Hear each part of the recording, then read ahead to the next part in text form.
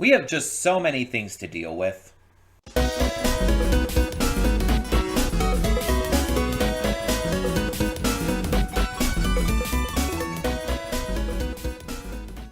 Before we get to today's video, I want to take a moment to talk about Patreon. That's right, we are on Patreon now, and we have a bunch of tiers with a bunch of great rewards. You can subscribe and get things like early access to all reactions, depending on your tier, depends on which reactions you get early access to. You can vote on polls exclusive to patrons that will help determine future reaction series and more. You will get to just have various choices in terms of like getting to choose future reactions I react to, getting to choose first impressions I check out, all kinds of different rewards, and possibly more coming in the future. We're still new at this. We're still figuring things out. It's a process. It's a process. But we have multiple tiers, so whatever you would be able to donate, if you're able and willing to donate, is appreciated. It helps me out, it helps the channel out, it helps us grow. It's going to help just, standardly. It's just something new to check out. Plus, if you like getting the reactions early, that's also a plus. But it is optional. If you're unable to do it, that's completely fine. All reactions will come to YouTube just a little bit later, a week later or so. So, that all being said, thank you as always so much, and let's get on with today's video. And with that being said, hey everyone, welcome to Princess of Gay. I'm your host Connie, and today we are here with my blind reaction to episode 5 of Hell's Paradise Season 2. And last time we met a couple more Yamada Asaimon, most notably Shugen, who is a very kind person, a very loving, caring person, but to a toxic degree, I guess we'll say, because he believes so much in good, in moral and ethical justice and right, that he believes that anyone even associated with evil has the potential to be evil themselves, and thus must be wiped out. He's willing to, and has even killed innocent women and children who had nothing to do with the Yakuza actions of the fathers and stuff. And yeah, that's kind of fucked. That's kind of fucked. But he always cries when he does stuff like that because he's genuinely sad about it and prays that they could come back in the next life as quote-unquote someone good. Even though, again, they're not bad people. They're just associated with bad people. Which I don't think is entirely fair or right or reasonable. But that's the kind of person this guy is. He's committing evil acts, unquestionably, but for genuine purpose. I don't agree with his purpose. I don't, agree that he's in the right. But he is genuinely trying to do the right thing. Unlike some people out there who just use that as an excuse. Now, there were a couple other ones with him. There was Jika, who was the kind of lazy Asaimon who we've seen, but is Shugen's elder. And we don't entirely know what he can do, but we assume that he is very strong himself. He just hasn't shown his hand yet because of his laziness. There's also Kiyomaru, who is one of 2 unranked Asaimon with them. Kiyomaru is this little sassy-ass kid who seems to kind of think he's hot shit. And based on his actual skill that we see, he kind of is. But he definitely has a little bit of an ego. And then there's Isuzu, who is this giantess of a lady. And she seems very cutesy, fun, genuine and kind. she seems like a good person, and like Shugen and others is just trying to do what she genuinely believes is right. I would compare her not as much to Shugen though, as much as I would to like Sagiri. To where it's like she is a genuinely good person who's just genuinely trying to do the right thing. But not like in a very fucked up way. um she actually seemed a little uncomfortable on the ship when the one ninja dude just jammed his blade into his throat and killed himself to prove the ninja clan's loyalty. You know, that entire what the fuck moment. um it's upsetting and creepy and weird, and I hate it. But it does prove that, I guess, that the Ninja Clan just don't really care about their lives and they're just accomplishing their mission because that's what they were sent to do. They're specifically after Gabimaru. The Asaimon are after the prisoners and, you know, accomplishing the mission they were already set out to do. It's just, it's another set of enemies to deal with. And considering we already have to deal with oh my god, why is my mind blanking on their names? Oh my god, what the fuck? I've remembered it actually pretty well this season, and now I forget about it. The Tensen. Good thing I still had the Wikipedia open, because I was trying to remember names. And admittedly, I couldn't like fully remember the names of all of the Asaimon. I remembered Shugen's name, but the other two I had to look up. But anyways, the Tensen are already a big enough issue, but now we have to add in the rest of these guys too. And it's like, I will admit, this feels like padding. It's good padding. It's well-handled padding to where it feels like it fits and makes sense. Plus, it was set up in Season 1, so it's not like it came out of nowhere. But it absolutely does feel like padding. Because I don't really believe that even as strong as they are, especially as strong as we've seen Shugen to be, I don't believe they're on the level of the Tensen. Shugen, I think, is the only one of this group that I think is close. And I don't think he's really on that same level. I feel like we're almost like going backwards. Because the last, the end of Season 1, we had that big battle with the Tensen that we ended up killing through group effort and whatnot. But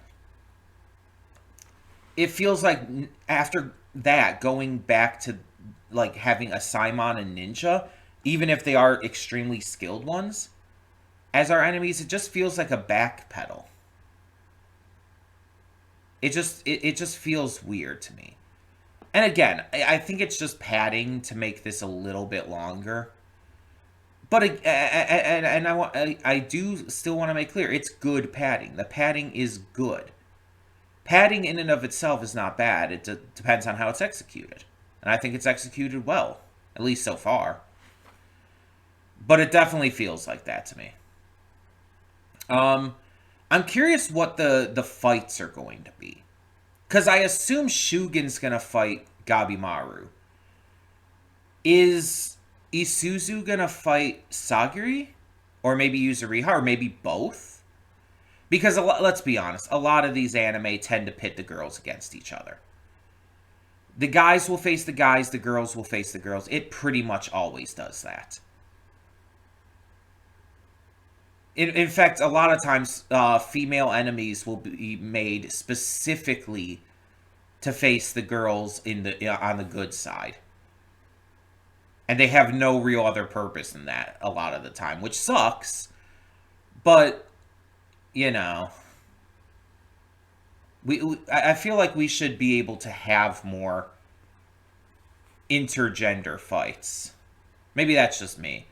One Piece, my favorite series of all time, actually does both of these things.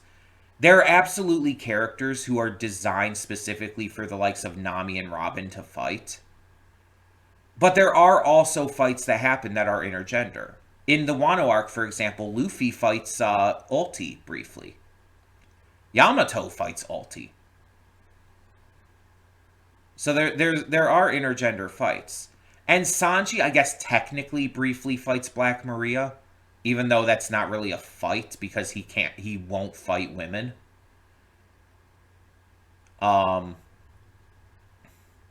Which ironically, his reason for that is because it's not right, or it's like he won't fight women because it's like because of chivalry, but ironically it's actually sexist.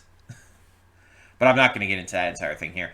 The point is, I wish more shows did stuff like One Piece does it, where it's like, yeah, there's definitely women characters who are made to fight our like our girls in the straw hats and whatnot, but there are cross gender fights still. But most shows don't do that, and so I'm expecting that she's gonna fight either Sagiri or Yuzuriha. As for the kid, I have no clue. Like, I would like default to Nuragai, but Nuragai would get fucking murdered. Nuragai is strong for a regular person, but she's a baby and she's not really that skilled yet. She cannot stand up to this kid at all. She would have no chance. Now, you could say maybe Nuragai and Shion, like, working together. But even then, I feel like Nuragai wouldn't be able to, like, add much. And then there's other ones that obviously wouldn't be accounted for. Who would face the other ninja? Honestly, I feel like Yuzuriha would make more sense there, being a ninja herself. And Gabi, again, he's going to fight Shugen. That much is clear. So he's not going to fight the other ninja, unless he fights both. I mean, I guess that could be the case, just at different times. But then who does Blade Dragon fight? And what about the little blonde weirdo, whose name I can never remember? Who does he fight? Or Chobei's brother? And what the fuck is happening with Chobei? He's being inducted into the Tencent or some shit. I don't know what the fuck's going on there. A lot of crazy stuff happening. I'm excited to see where this continues to go, though. So let's check it out and hope for the best.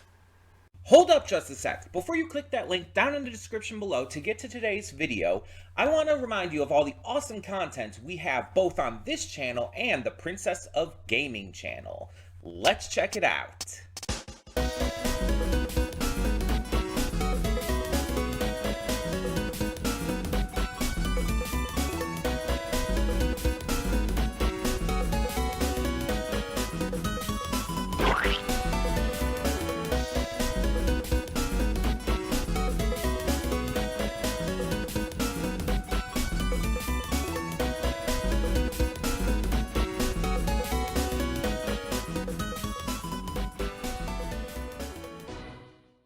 Welcome to the Afterthoughts. We'll begin with spoilers in 3, 2, 1, now. So most of this episode was just planning, getting an organization and layout of the compound for the Tencent, getting to learn about like their types, which I will never remember, I can tell you that right now. The types of all of our main crew, which I'll also never remember. And basically just setting... Excuse me. Oh, at least I could tell it was coming. Basically setting everything up for what's about to happen. We get them planning this move, getting sorted into their teams, and preparing for the actual, and executing the actual plan. It's an episode that's completely void of the rest of the crew, I mean, or the rest of the enemies, pretty much. Like, we don't really get to see anything for, the other Simon and Ninja who have invaded the island. Like, we get the tiniest, briefest glimpse at them, and that's it. But they're not, like, actually part of the episode. Chobei is part of the episode, and he ends up being the biggest problem because he's the one who tells the Tensen that the others are coming and explains like probably what their plan is and everything. And he agrees to help like point out when they're going to be making their arrival on some condition we don't know about. And so we're gonna have to see where that ends up going. But yeah, it's really interesting because Chobei, again, we've been told multiple times, he's someone who adapts. He's someone who just tries to like handle any situation he's in by any means necessary. And so I'm very curious to see like what they end up doing with that. And what his, if he has like some true plan. Maybe he's going to betray the Tensen here. I don't know. He's been noticing he's been getting stronger, so maybe. Sorry if I keep leaning forward, by the way. My computer's power cable is being bitchy today. So I have to make sure everything's, working so that my computer doesn't die on me. Because it doesn't hold a charge as well as it could. And I keep saying the power cable like every time this happens, but again, it's not even really the power cable, it's the plug, it's the outlet itself inside the computer, the port. But either way, I'm very excited to see where this goes now that they've been caught. Like, the idea from the right off the bat was that if they tried to face the Tensen or if they like get confronted, they're going to lose. It's going to fail. And even at the end, Gabimaru basically says, like, we're done and everything. But I don't know. I mean, obviously, there's an entire rest of the season left. And so I feel like things are going to turn around in a way we're not quite expecting. I'm very curious to see, like, what happens and what they do and how they get out of this situation. Are they going to fight their way out? Are Shugen and the others going to arrive and that's going to help cause problems? I don't know. I don't know, like, what the plan here is. I don't know what's going to happen. So we're just going to have to wait and find out. But, yeah, I am very curious because there's a lot of setup here. Jesus.